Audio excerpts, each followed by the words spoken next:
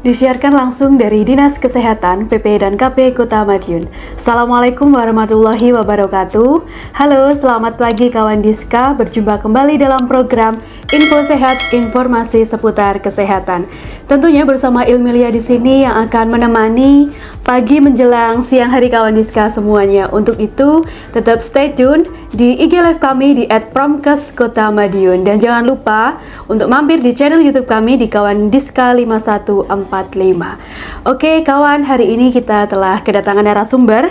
Ada Dr. Gigi Trihari Wahyu MKes yang merupakan kasih pelayanan kesehatan usia produktif, usia lanjut, jiwa dan nafsa. Halo, selamat pagi dokter. Pagi Mbak Ilmi. Oke, dokter, hari ini kita akan membahas salah satu topik kesehatan yang tentunya penting sekali untuk kita bagikan kepada kawan Diska semuanya. Sudah siap ya dokter ya? Sip. Bagaimana kabarnya dokter hari ini? Alhamdulillah sehat luar Sehat biasa. ya, oke. Hari ini kita akan membahas mengenai pelayanan kesehatan tradisional atau biasa yang disingkat dengan Yankestrat gitu ya dokter ya. Yep. Oke, mungkin buat awalan nih, sebenarnya apa sih Yankestrat ini? Oke, jadi Yankestrat ya, judulnya sudah tahu ya, tradisional. Tradisional. Jadi memang back to basic ya, kembali ke pengobatan ala timur. Kalau selama ini kan kita selalu mengenalnya pengobatan medis. Betul. Atau bisa dikenal dengan pengobatan barat ya, atau nanti akhirnya kita sebut dengan pengobatan konvensional. Tapi dengan bertambahnya eranya semakin bertambah, kadang-kadang ada banyak penyalahgunaan obat-obatan medis sehingga ada yang dosisnya melebihi dan sebagainya, atau resisten, sehingga ada salah satu pilihan kita kembali ke pelayanan kesehatan tradisional. Dan kesehatan tradisional itu secara turun-temurun sebenarnya sudah biasa kita lakukan. Jadi contohnya kalau zaman dulu anak panas gitu diinikan bawang merah ya, diparut ya, orang Jawa diparut. Betul, dokter. Brambang bawang merah kayaknya masa sama kecil minyak, saya itu. terus dibalurkan seluruh Iya, tubuh. betul. Nah itu ternyata secara diteliti lebih lanjut juga ada efeknya juga untuk menurunkan panas. Jadi terus kayak orang batuk ya, makan kencur ya, terus jeruk nipis yang sama kecap. Nah itu ternyata iya, juga betul. bisa mengurangi, dan secara penelitian itu bahwa juga bisa memberikan dampak atau menurunkan dari gejala yang ada. Oke, berarti yang orang-orang dulu ternyata kalau kita teliti itu ternyata ada manfaatnya ya dokter ya? Ya, jadi kesehatan tradisional itu memang diturunkan secara turun-temurun dari generasi ke generasi, dan secara nggak langsung bahwa ternyata dengan pemakaian bahan ini bisa mengurangi penyakit penyakit yang diderita gitu ya. Oke, menarik sekali deh. Untuk penyehatan pelayanan ini sebenarnya ada jenisnya, ini ada apa saja di dokter? Oke, jadi kalau untuk kesehatan tradisional sendiri ada 3 ya. Ada 3, yaitu pelayanan kesehatan tradisional yang empiris yang tadi sudah kita sebutkan contohnya ya, yang diturunkan secara turun-temurun dari generasi ke generasi, dan terbukti secara empiris atau pengalaman bahwa bisa mengurangi keluhannya. Ya, memang diupayakan untuk promotif dan preventif dulu. Promotif dan preventif. Terus yang kedua adalah pelayanan kesehatan tradisional komplementer. Di sini sudah mulai ada penelitian-penelitian memanfaatkan ilmu biomedis dan biokultural dalam penjelasan untuk manfaat. Jadi kadang seperti akupresur, akupuntur, hipnoterapi, ya. Itu ada titik-titik yang harus disentuh, ada titik-titik yang harus diberi pijatan atau diberi tekanan sehingga peredaran darahnya lebih lancar. Diharapkan keluhannya di daerah tersebut bisa berkurang. Meditasi, termasuk yoga, termasuk kita berdoa ya, termasuk aromaterapi. Jadi intinya dengan yang komplementer tadi secara ilmiah juga sudah terbukti tapi masih berdasarkan dari pengobatan yang lama atau yang empiris tadi. Sedangkan yang menggabungkan keduanya itu ada integrasi. Jadi integrasi itu menggabungkan antara kesehatan tradisional dengan kesehatan konvensional atau pengobatan ala barat tadi. Dan sekarang sudah mulai di Fasyankes ya, fasilitas kesehatan itu sudah mulai ada pilihan. Jadi ketika pasien barangkali sudah jenuh ya dengan obat-obatan medis ya atau konvensional, takut nanti ke apa namanya hepar, ke hati, ke ginjal dan sebagainya. Nah itu mereka bisa diberikan pilihan mau pengobatan tradisional atau konvensional atau mix digabungkan. Oh bisa ya, berarti ya digabungkan. Jadi tetap seandainya orang dengan hipertensi dia tetap minum obat medisnya, tetap minum, tapi juga alangkah baiknya pasien tuh diajarin cara titik-titik akupresur ya, titik-titik mana yang bisa dipijat oleh pasien itu sendiri sehingga bisa menstabilkan tekanan darahnya. Oh gitu. Jadi ya, diharapkan dengan itu pemakaian obatnya semakin lama semakin dosisnya semakin menurun juga. Oke, jadi kalau yang integrasi ini boleh kita kan gabungan gitu ya dokter ya, tradisional dan yang modern yang konvensional tadi gitu ya. Nah untuk pelakunya sendiri kalau untuk yang terintegrasi ini berarti harus ada ilmu kesehatan ya? Jadi sekarang sudah ada nakesstrat, Mbak. Tenaga kesehatan tradisional. Jadi bahkan di universitas-universitas perguruan tinggi sudah memulai membuka jurusan vokasi ya untuk nakesstrat itu sendiri. Contohnya di UNER itu sudah ada vokasi untuk yankesstrat, dia meliputi akupresur, ramuan sama akupuntur. Jadi dan berijazah juga dan legal. Sudah ada ya ternyata. Iya. Penting sekali nih infonya untuk kawan Diska semuanya yang mungkin nanti ingin yang masih bingung untuk mau melanjutkan kemana bisa ya dok ya? Bisa, salah satu pilihan. Dan sekarang sudah mulai banyak kita diarahkan untuk membuka layanan kesehatan terintegrasi. Jadi nanti ke depan beberapa pasienkes kemungkinan akan membuka layanan integrasi. Dan kalau untuk di Kota Madiun sendiri kita juga sudah mulai buka tapi masih belum memberikan pilihan layanan yang maksimal ya. Contohnya yang ramuan gitu kita belum. Kita cuma bermain di akupresur itu aja tapi masih dikhususkan pada bayi balita sama yang pasien-pasien dengan PTM. Oh gitu ya dokter. Penyakit tidak menular khususnya HT dan DM. Oke, menarik nih. Oke, untuk selanjutnya nih dokter, untuk pelayanan castrate sendiri dalam berpraktek ini sebenarnya dikatakan legal atau enggak sih? Kan kita takut nih kadang mau melakukan pelayanan, tapi sebenarnya dalam medis boleh nggak sih ini? Oke, jadi semuanya tetap dilindungi ya oleh negara ya, jadi tetap ada peraturannya. Jadi untuk tadi yang empiris tadi itu hatra ya, kalau kita sebut hatra kayak pemijat tradisional, terus bekam kering, terus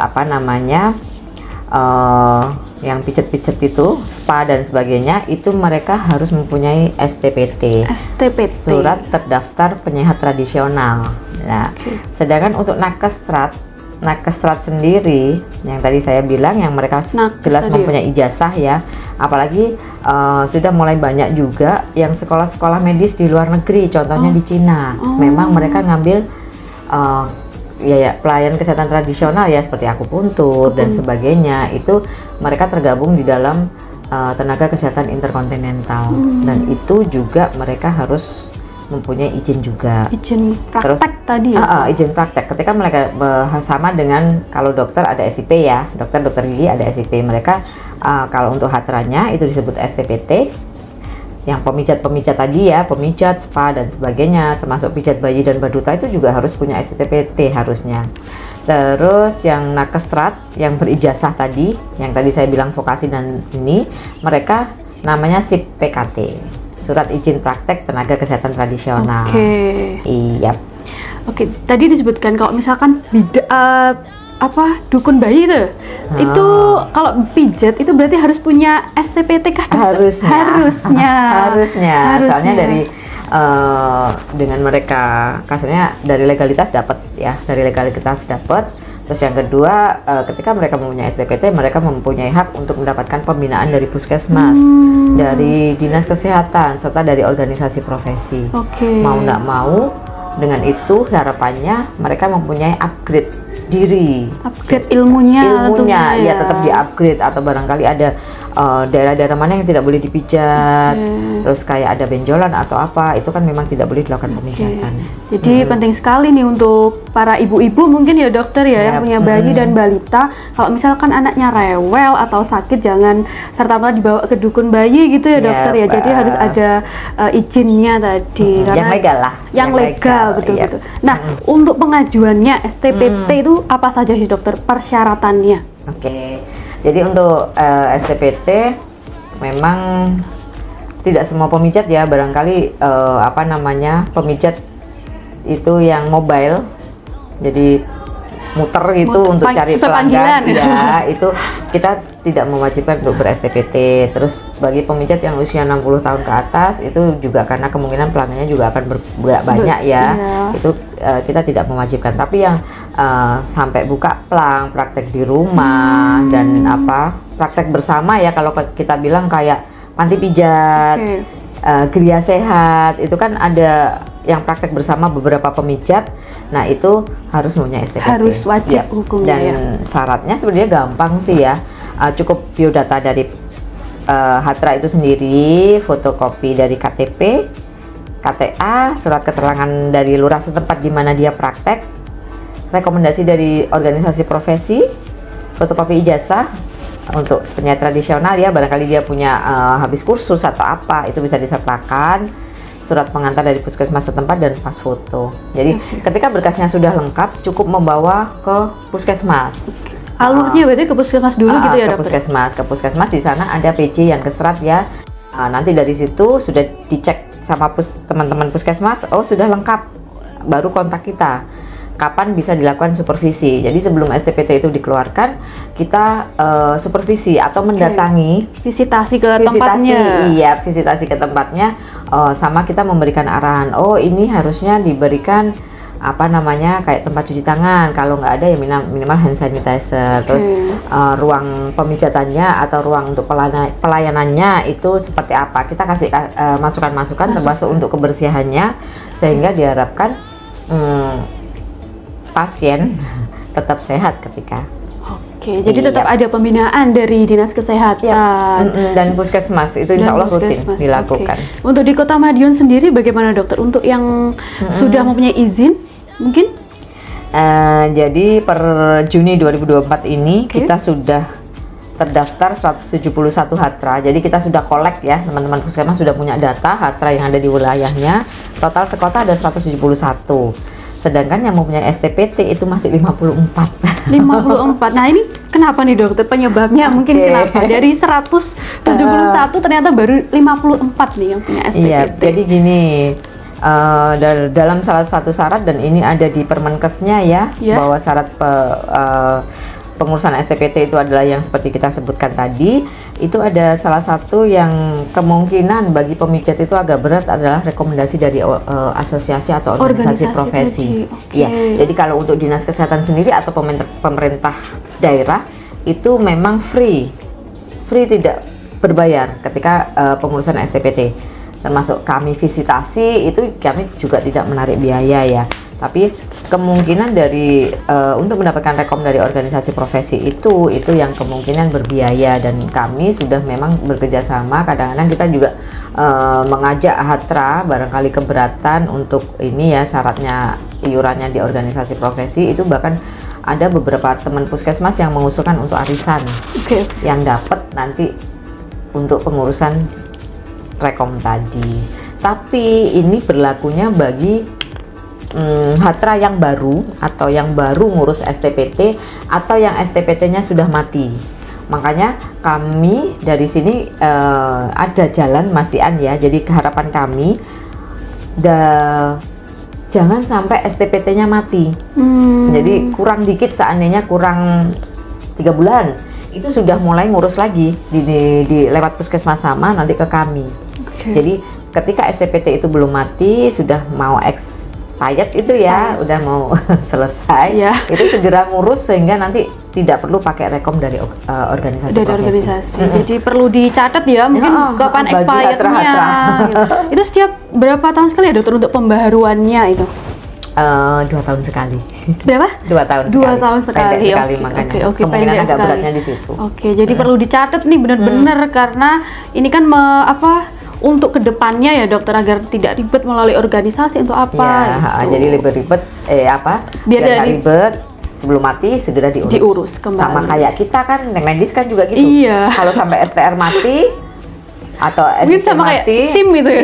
iya, ngurusnya kan dari awal Ngurusnya juga, dari awal ada lagi, ujiannya juga, ada ujian kayak gitu. betul. Jadi perlu dicatat nih untuk semuanya. Oke, selanjutnya dokter, untuk Asman sendiri ini apa sih? Asuhan mandiri ini sebenarnya seperti apa? Oke, jadi Asman itu adalah upaya, jadi termasuk salah satu dari UKBM, upaya kesehatan berbasis masyarakat. Jadi kita biasanya bilangnya adalah Asman Toga ya. Jadi ini dari masyarakat sendiri untuk memelihara dan mengatasi kesehatan secara ringan di sekitarnya, keluarga dan sekitarnya dengan memanfaatkan toga, tanaman toga dan akupresur. Jadi kader Asman itu sudah kami latih untuk akupresur titik-titik mana yang bisa dilakukan pemijatan ketika pusing atau Di mana sakit dokter? kepala. Pusing biasanya di mana dokter? Di sini ada sih sebenarnya ada namanya titik dewa. Oh, titik dewa. Titik dewa ini apapun bisa jadi pemijatan untuk akupresur ya. Itu satu titik itu dipijat kurang lebih 30 kali dalam 30 satu detik, dalam 1 menit ya. Jadi per jedanya 1 detik lah bisa ini. Oh, 30 kali. Iya, kalau ini sama zikir juga bisa 33 bisa. ditambah dikit. Nah, di sini Oh, ya terasa memang ya, agak sakit, enggak apa-apa, tapi nanti lama-lama juga akan agak enteng. Terus daerah ada juga kayak gini di pelipis ini. Di sini Itu 30 bisa kali juga kan Iya, dokter? jadi untuk akupresur itu titik-titiknya ditekannya selama 30 kali per titiknya. Per titiknya. Iya, makanya ini yang kita ajarkan ke kader Asman. Terus teman-teman perawat sama bidan sehingga mereka bisa mensosialisasikan, memberikan advice khususnya bagi kalau di puskesmas Pasienkes tuh pasien dengan PTM, hipertensi, diabetes, itu ada titik-titiknya yang memang bisa dilakukan sendiri oleh pasien.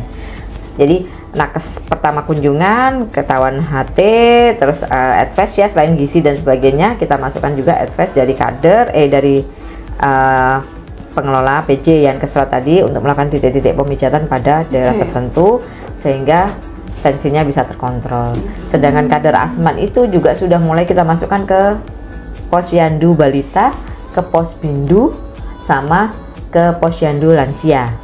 Dengan fungsinya sama. Ketika di balita, mereka bisa ngajarin titik-titik mana yang bisa dipijat ketika bayi atau balita itu tidak mau makan. Jadi bisa menambah nafsu makan. Dan kalau untuk kita sambungkan dengan yang terintegrasi tadi ya, itu bidan kami sudah kami latih juga, bidan-bidan yang ada di puskesmas sudah kami latih sehingga mereka bisa membuka layanan pijat bayi balita. Alurnya biasanya dari posyandu balita-balita yang gizinya kurang atau udah datar flat ya, nggak naik-naik, itu bisa dirujuk ke puskesmas atau ke puskesmas. Di situ nanti akan dilakukan pemijatan oleh tenaga bidan yang sudah dilatih tadi. Dan diajarin orang tuanya.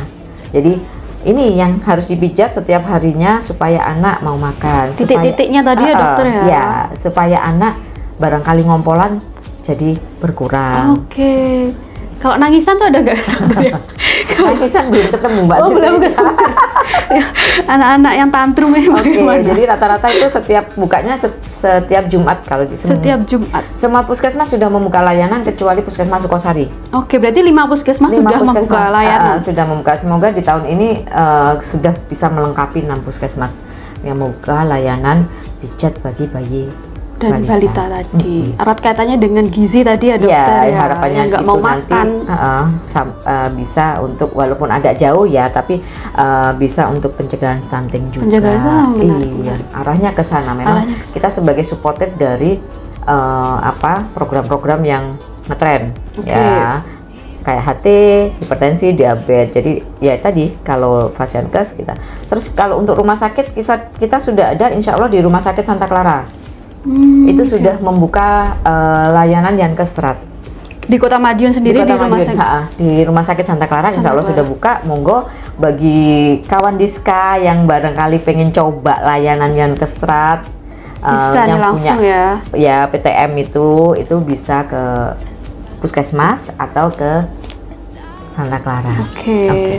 Untuk asma sendiri kalau di Kota Madiun ini sudah ada berapa sih dokter? Yang mungkin yang sudah terbina atau?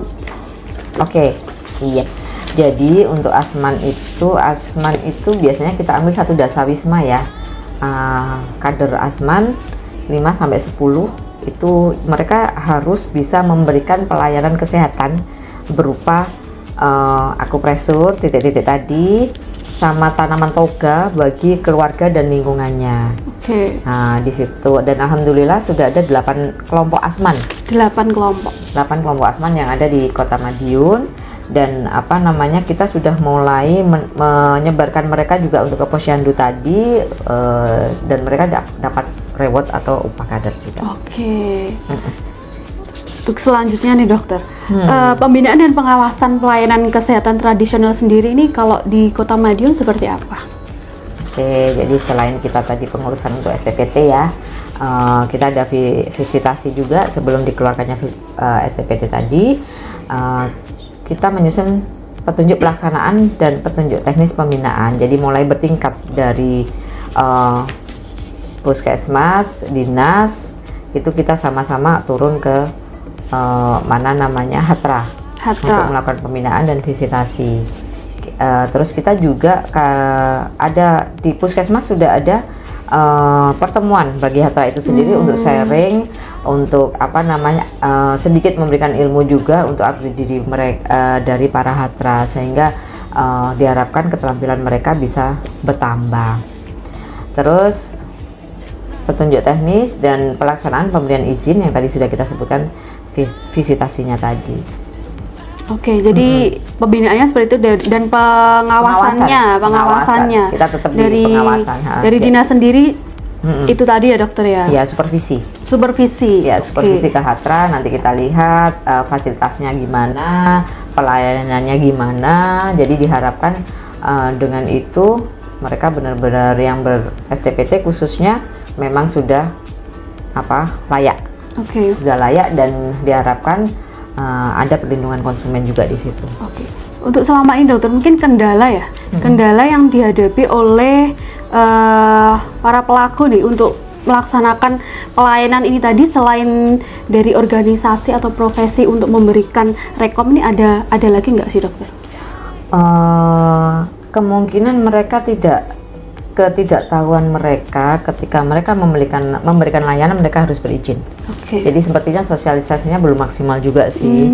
Terus kita di tingkat kota itu juga belum maksimal juga untuk terbentuknya tim pelayanan Yankestrat khususnya untuk asman, untuk pembinaan dan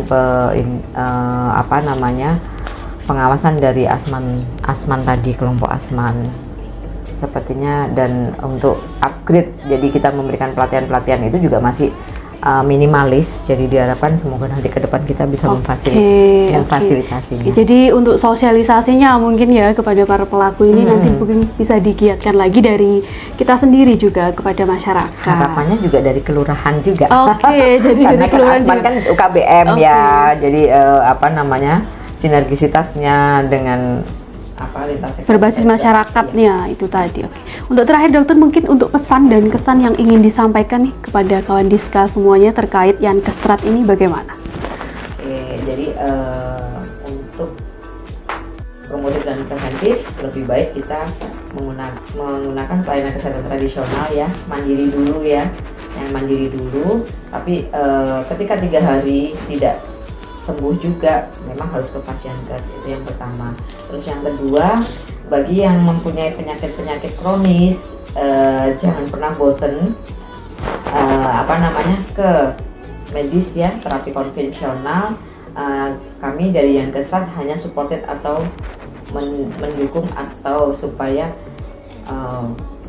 penyembuhannya bisa lebih cepat. Jangan sampai ke kesehatan tradisional saja tapi meninggalkan konvensionalnya atau medis, khususnya yang tadi saya bilang adalah penyakit-penyakit kronis. Kebanyakan pasien-pasien seperti CA ya, itu sudah putus asa dengan pelayanan kesehatan konvensional, akhirnya lari ke tradisional, konvensionalnya ditinggalkan. Itu jangan sampai. Jadi kita lebih baik tetap memakai pelayanan kesehatan konvensional dan tradisional, khususnya untuk yang kronis tadi. Jadi penting sekali nih pesannya dari Dokter Wahyu. Jadi jangan meninggalkan yang konvensional karena kita mungkin bosen gitu ya dokter ya dengan konvensional tadi kok nggak sembuh-sembuh terus kita meninggalkan. Itu jangan sampai ada pikiran seperti itu. Oke, terima kasih dokter atas sharing ilmunya hari ini, bermanfaat sekali dan tentunya mungkin buat kawan Diska semuanya bisa nanti di-share nih video kita hari ini untuk semuanya, untuk keluarga terdekat juga, biar tentang Ian Kestrat itu sendiri. Oke dokter, kita ketemu lagi di episode selanjutnya. Terima kasih kawan Diska telah bersama kami kurang lebih setengah jam. Kita kembali lagi dengan tentunya dengan topik kesehatan yang lebih menarik. Ilmulia pamit undur diri. Assalamualaikum warahmatullahi wabarakatuh.